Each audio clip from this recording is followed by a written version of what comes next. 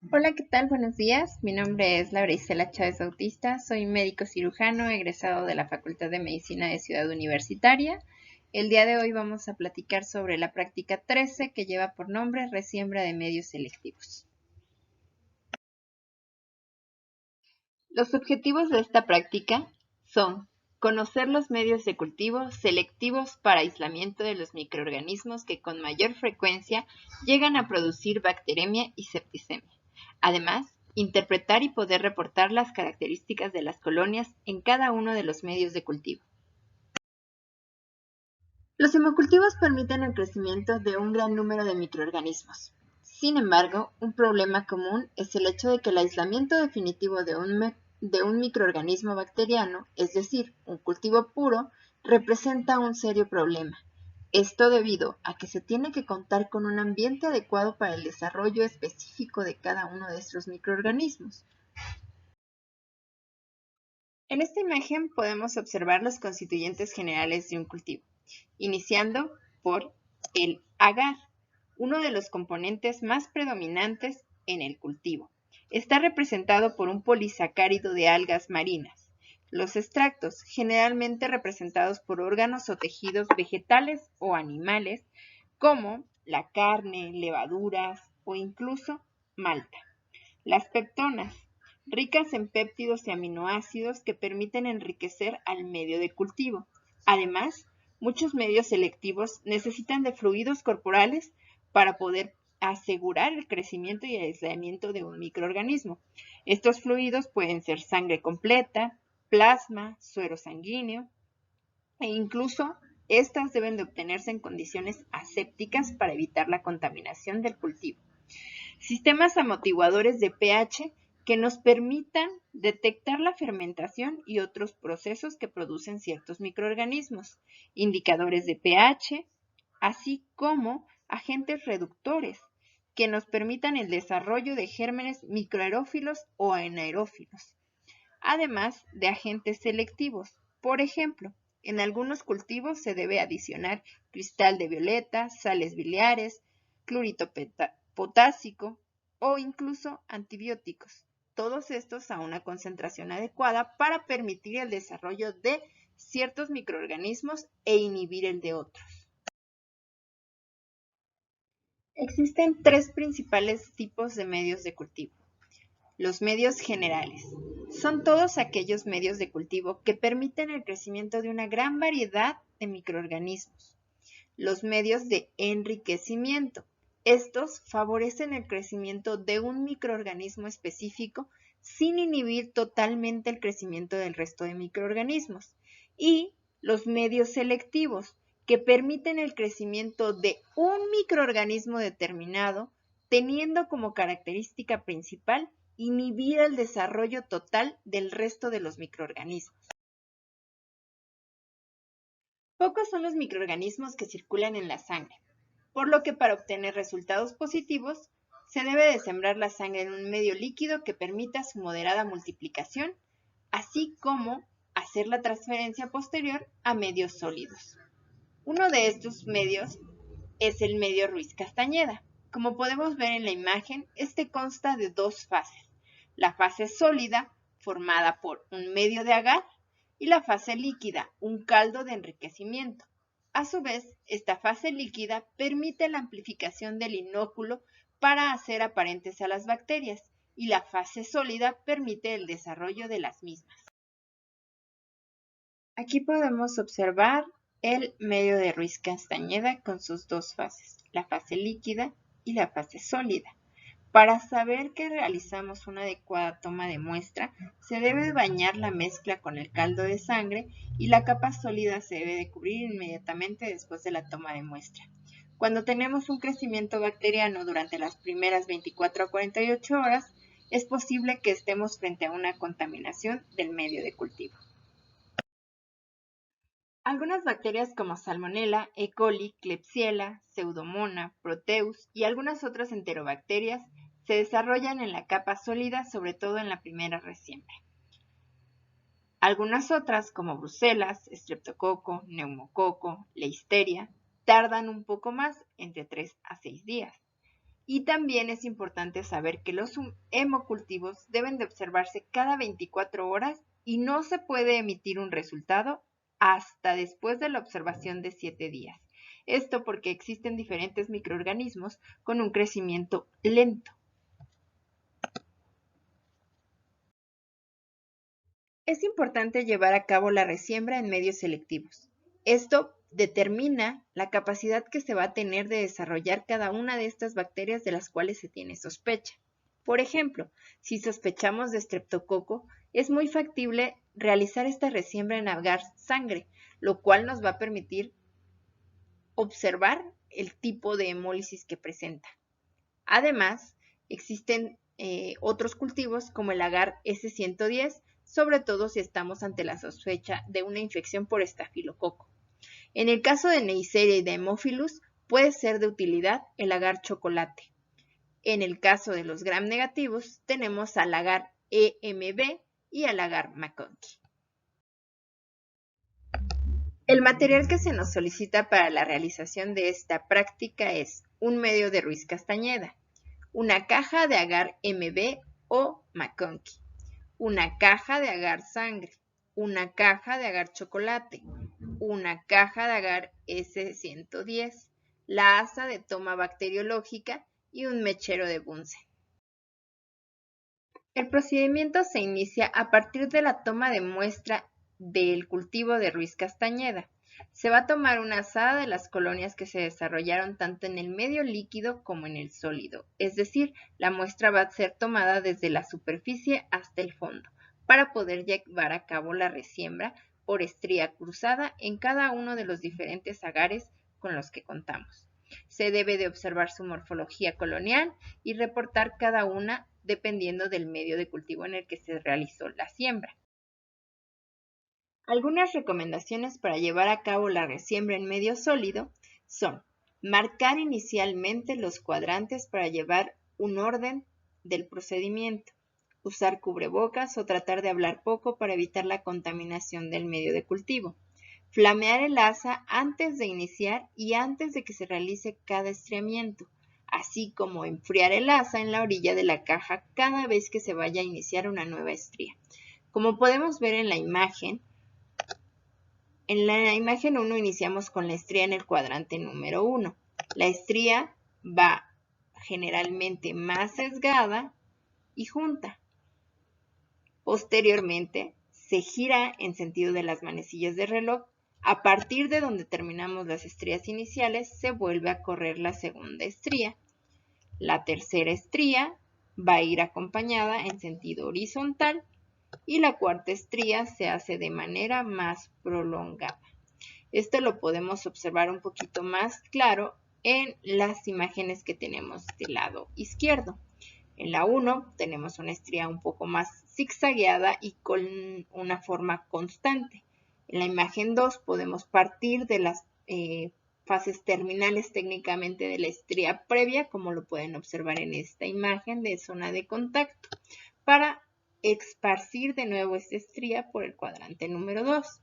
Posteriormente, la estriación en el cuadrante 3 desciende de la última parte de las estrías previas y para finalizar la estría número 4, que es la parte central, se va a iniciar de la parte terminal de la estría previa. Estas van a ser más amplias.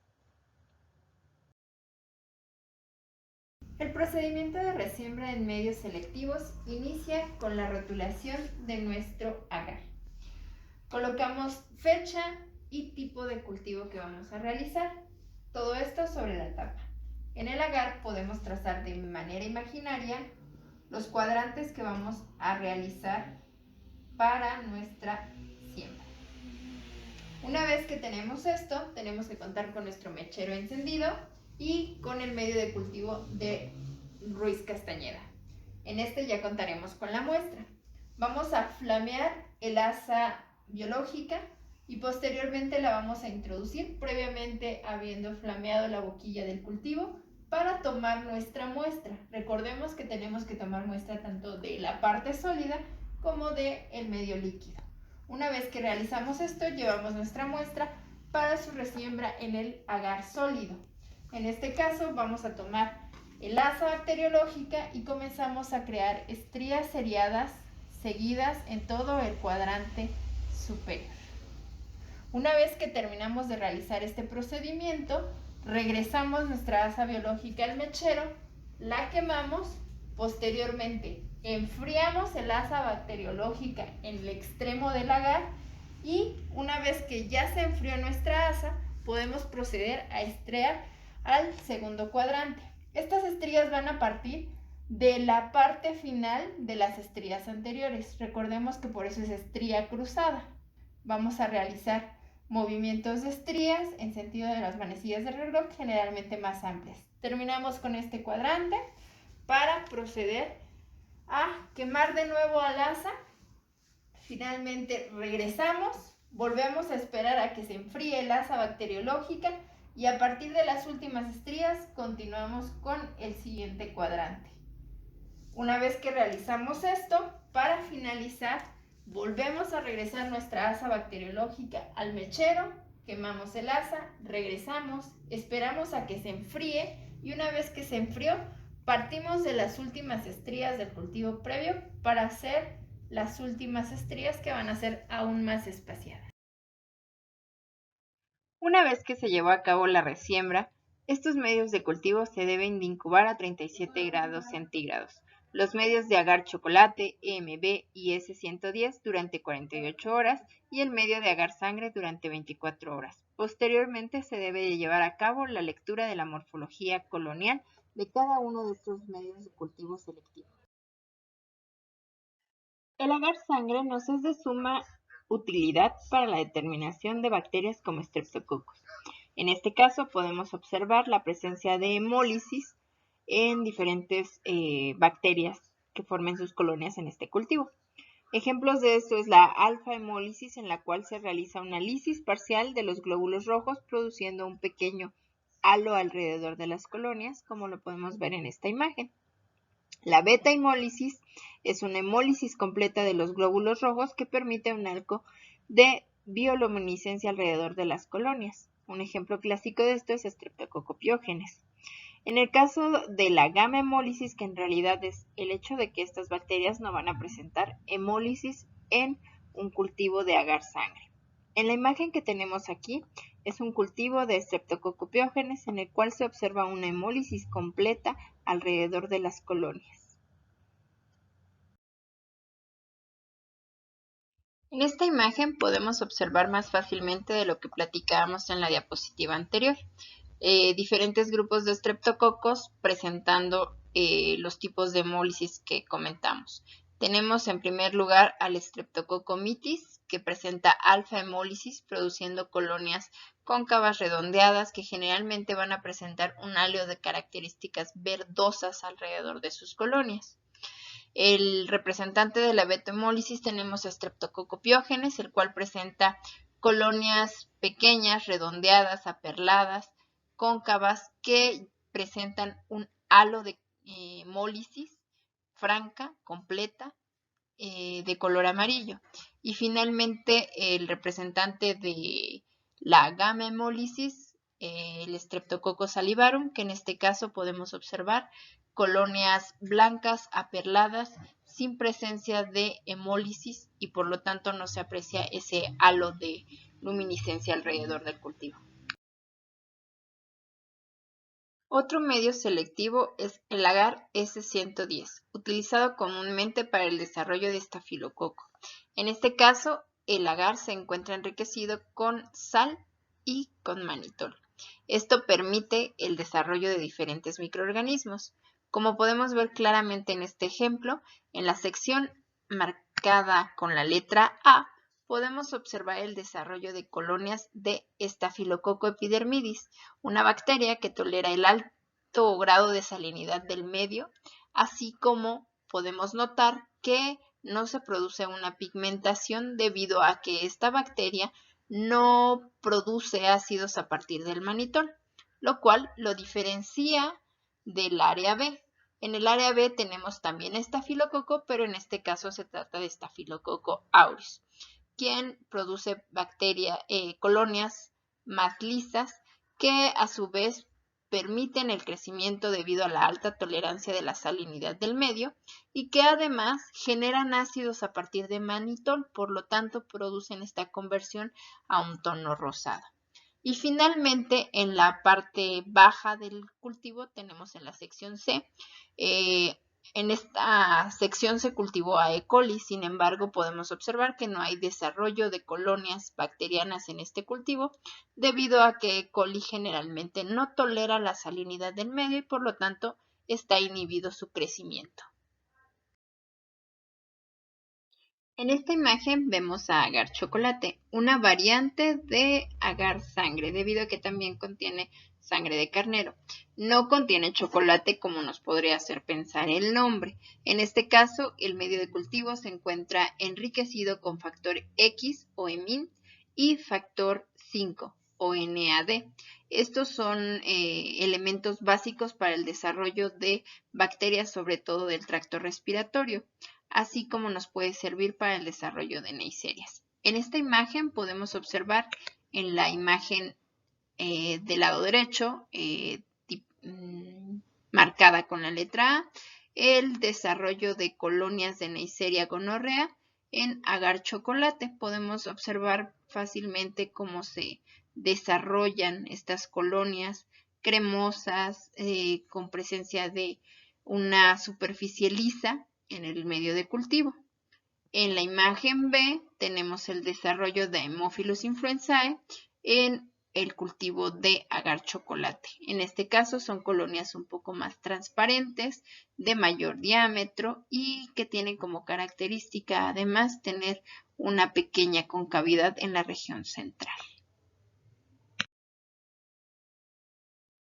El agar EMB o Eosin Methyl Blue Agar permite diferenciar a las bacterias fermentadoras de las no fermentadoras de lactosa.